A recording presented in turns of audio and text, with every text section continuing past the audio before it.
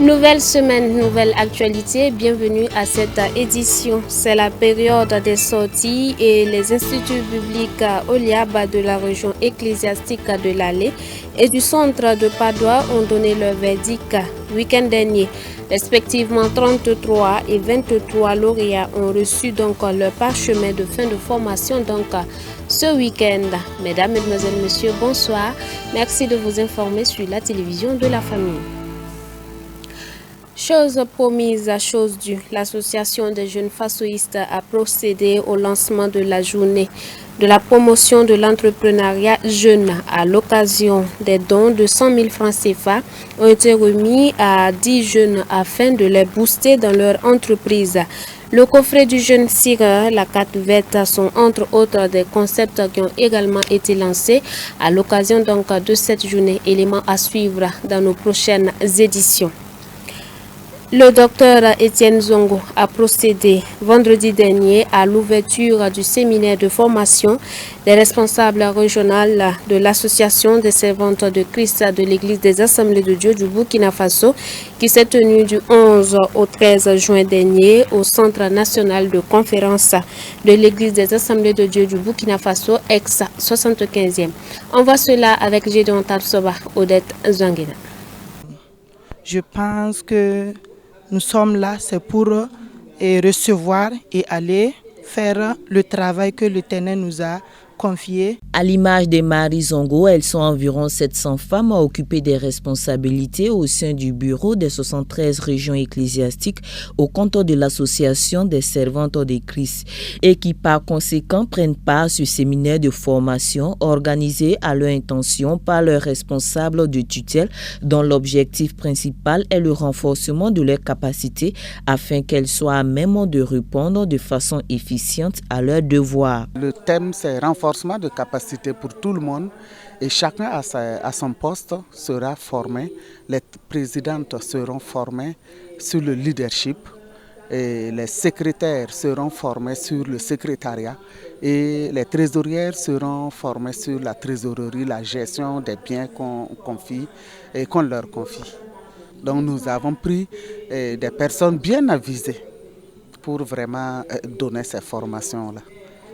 Eu égard au bien fondé de la rencontre, les femmes ont eu le soutien indélébile des plus hautes autorités de l'Église qui ont rehaussé de par leur présence l'image de l'événement et ont par la même occasion présidé la cérémonie d'ouverture. J'apprécie hautement l'initiative des responsables de l'ASC qui, après les élections dans les régions, voudraient effectivement renforcer les capacités des nouvelles entrantes pour que le ministère soit toujours efficace.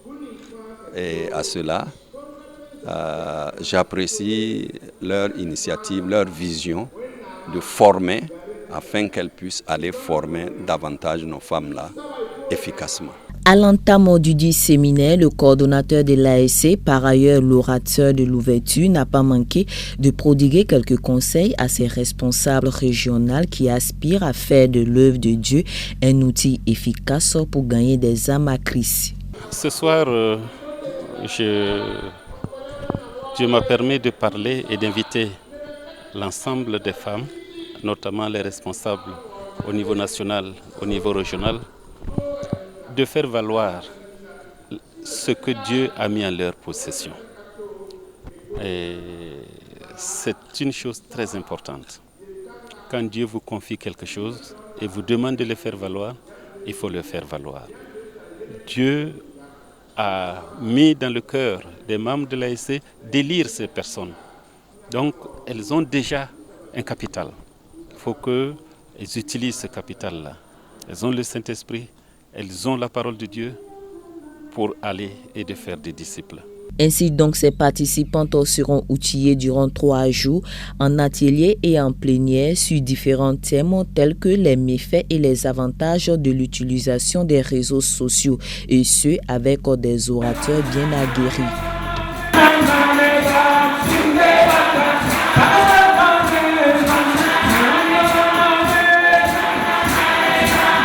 Toujours dans le registre ecclésiastique, dédicace d'un nouveau temple dans la province du Yatenga, le pasteur Israël Ouedraogo et ses fidèles accompagnés des premiers responsables de la région ecclésiastique de Waiguya ont inauguré samedi dernier l'église des Assemblées de Dieu dénommée La Paix Mwenpanga, un temple construit à hauteur de 40 millions de francs CFA. Yannick Kaboré, Antoinette Bénon nous en disent plus.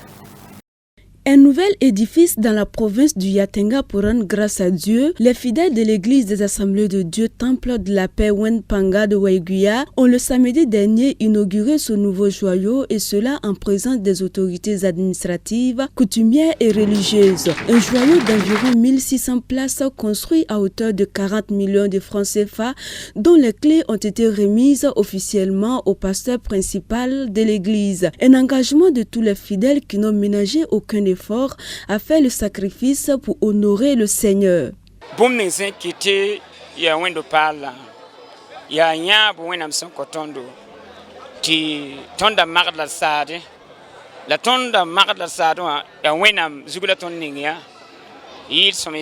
raison de la construction de la nouvelle église a été d'abord une motivation d'un projet. Une inspiration divine. C'est Dieu qui l'a révélé. Voilà pour la construction de cette église. Voilà pourquoi il s'est attelé à le faire avec le soutien des membres de l'église.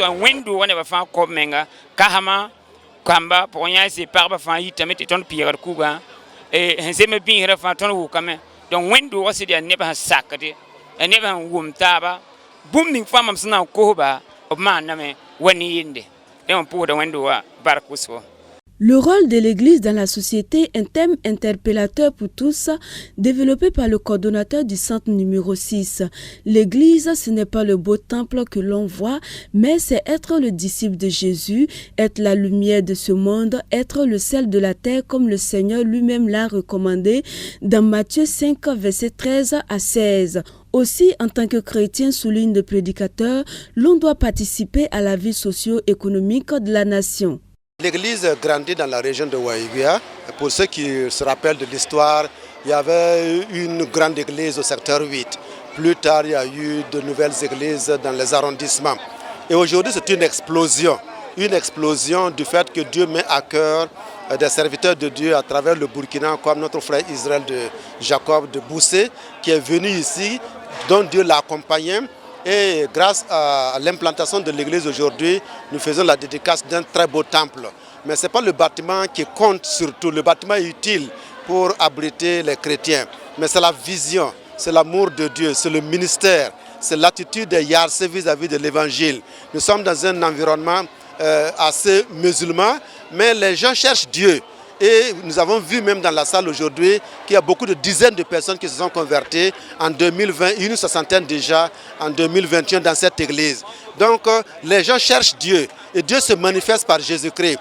Et des familles musulmanes, d'autres personnes viennent se donner au Seigneur Jésus parce que c'est la démonstration de l'amour de Dieu. Une vie chrétienne basée entre quatre murs est une mission qui a échoué. De ce fait, le chrétien ne doit pas perdre sa saveur, mais redoubler d'efforts pour gagner des âmes à Christ. Un message qui a touché plus d'un à l'occasion de cette dédicace. Le message du coordinateur est une interpellation pour tout chrétien et en particulier pour le pasteur qui est représentant de Christ ici. Il est dit qu'il est la lumière du monde et le sel du monde. Ce qui veut dire que sur cette terre, il doit aider. Au-delà de la vie spirituelle, il doit conquérir aussi à la vie physique pour soutenir un temps soit peu et pour aider financièrement et autre chose qu'il puisse le faire et aider les membres de sa société. Une prière de bénédiction a été faite à l'endroit du nouvel édifice, sans oublier de confier le premier responsable et toute sa famille au Seigneur. Notons que la dédicace de l'église des Assemblées de Dieu, la Paix de Mwenpanga, a été couronnée par des prestations. Une autre dimension montrant la satisfaction des membres aussi donner gloire au Seigneur. Environ 300 fidèles pour un joyau de 1600 places, ce qui sous-entend que le nombre d'ouvriers doit s'augmenter en termes de moisson. Ainsi, le souhait du pasteur Israël Ouedraogo, c'est que l'œuvre grandisse dans la région. Voilà, les fidèles de l'Église expriment leur satisfaction pour la réalisation de ce joyau. Ils s'expriment donc au micro de nos reporters sur place, Yannick Kaboré, Antoinette Beno. Église qui vient d'être bâtie et que cette église puisse en tout cas promouvoir l'agrandissement de l'évangélisation dans la zone de cette région du Nord. Donc nous remercions le Seigneur pour cette église. Et je peux dire que c'est la deuxième église qui vient de bâtir. Au fur et à mesure, un bébé qui vient dans le monde, il doit grandir. Donc l'œuvre du Seigneur est en train de grandir. Voilà pourquoi dans la région de Waïguia, que je suis le président, je suis très fier de voir l'agrandissement. Et je prie le Seigneur que l'église puisse être remplie des fidèles et que des nouvelles églises encore puissent voir le jour. C'est une grande fierté pour nous. L'édifice est très très édifiant. Vraiment, nous sommes contentes. Nos souhaits pour cette église est que beaucoup d'âmes soient sauvées dans cette région de Waïguia. Vu tout ce qui a été fait jusqu'à l'aboutissement de cette église, nous confirme qu'il y a beaucoup de choses qui restent à faire. Voilà, ça nous confirme qu'il y a beaucoup d'avenir. Voilà, et surtout quand on considère la conversion des gens de cette ville, vraiment moi ça me fait une grande fierté de voir ces conversions. Voilà, les gens viennent de toutes parts et je peux dire que même les travailleuses, c'est-à-dire les vendeuses même des Nabra, il y a des femmes même qui ont contribué à la construction de l'église. Voilà, ça prouve que jusqu'à quel point ils trouvent de la satisfaction à venir dans la maison de Dieu. Voilà, je vous l'annonçais en titre. Samedi dernier, la région ecclésiastique de l'Allée a procédé à la cérémonie de sortie de sa première promotion de l'Institut biblique Oliab, dénommé Les témoins de Jésus-Christ selon Actes, le chapitre 1, au verset 8. 33 compétences ont été mises au service des églises afin d'aider les pasteurs dans la grande commission de Christ. On voit cela dans ces images de Xavier Ouedraogo.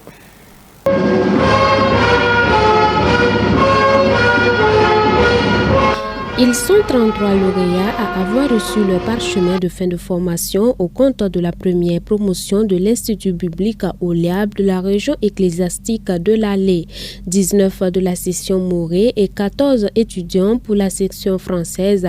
Ils rendent tous gloire à Dieu pour ces 3 années de formation. Nous bénissons encore le nom de Dieu pour tout ce qu'il a fait pour nous. Nous éprouvons vraiment des sentiments de joie parce que c'est une grâce de servir le Seigneur.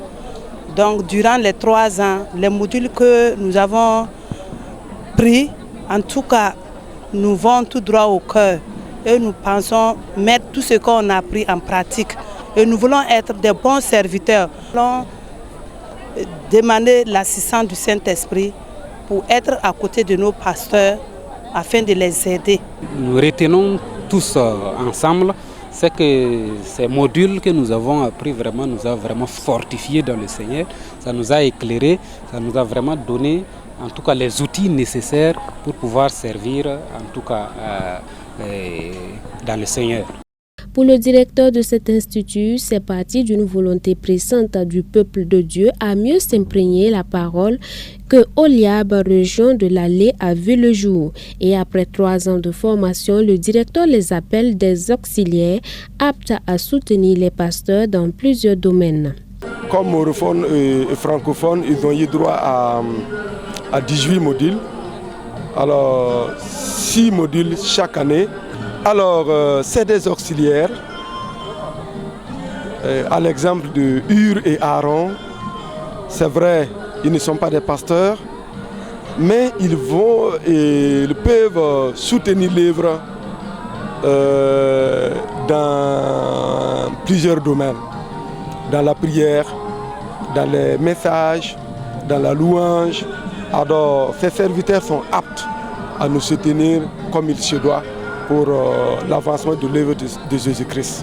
Et pour le président de la région ecclésiastique de l'Allée, la joie est immense que de voir un projet d'antan aboutir. Ça en est une région, même si nous avons tout le monde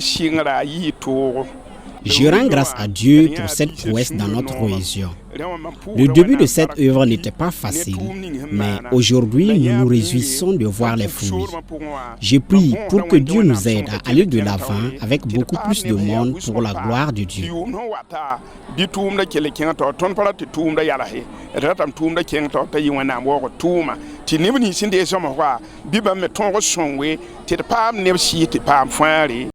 Il est le coordinateur national des instituts bibliques au Liab et il fut l'orateur de cette cérémonie. Dans son message intitulé « Être appelé à être un bon serviteur », le pasteur Pierre Tassambedo a indiqué que le bon serviteur doit essentiellement vivre 3 choses qui authentifieraient son appel. Faire l'expérience de voir la gloire de Dieu, entendre la voix de Dieu et être sûr de sa mission, selon Ésaïe le chapitre 6 à partir du verset 8. C'est comme nous l'avons dit, ce sont des serviteurs potentiels. Donc, s'ils ont accepté faire jusqu'à 3 ans de souffrance, d'études, alors ils doivent être des serviteurs serviables, disponibles, humbles, qui acceptent à tout moment la tâche qu'on peut leur confier, la mission qu'on peut leur confier. Les témoins de Jésus-Christ tirés de Actes, le chapitre 1 au verset 8, c'est le nom de baptême de cette première promotion de l'Institut biblique au Liab de la région de l'Allée et le représentant du Conseil général des Assemblées de Dieu de saluer cette prouesse, une cérémonie qui s'est déroulée en présence des responsables administratifs de la localité. Aussi, le centre de la Padoie a également livré le verdict de sa 7e promotion de l'Institut biblique au Liab dénommé « Les bâtisseurs » selon Néhémie, le chapitre 2 au verset 18. Nous y reviendrons dans nos prochaines éditions. Hors de chez nous, en Israël, Benjamin Netanyahou n'est plus Premier ministre. Naftali Bennett a désormais la lourde tâche de diriger le gouvernement israélien après avoir obtenu la confiance du Parlement à 1 voix près.